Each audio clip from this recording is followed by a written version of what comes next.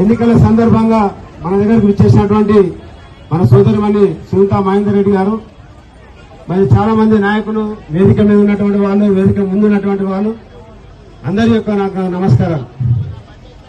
ఎండ కూడా చాలా ఎక్కువ ఉంది. మా అమ్మలక్కలందరూ కూడా ఎండకు ఇబ్బంది పడుతూ ఉన్నారు. నేను ఎక్కువ మాట్లాడకుండా ఎట్లయితే రేవంత్ రెడ్డి గారిని గెలిపించినామో అదేవిధంగా సునీతా మహేందర్ రెడ్డి గారిని గెలిపించాలని కోరుకుంటూ, ఇప్పటికే ఆలస్యమైంది.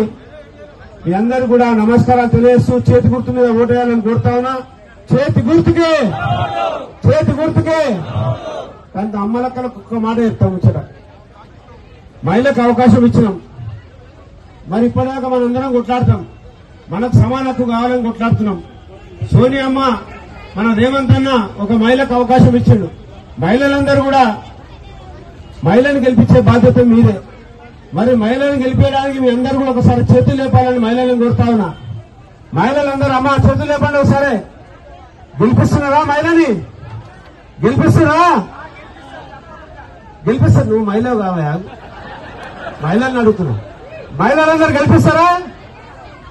చేతి గుర్తుకే జై కాంగ్రెస్. సోనియా గాంధీ నాయకత్వం, రేవంత్ అన్న నాయకత్వం, రాహుల్ గాంధీ నాయకత్వం. జై కాంగ్రెస్.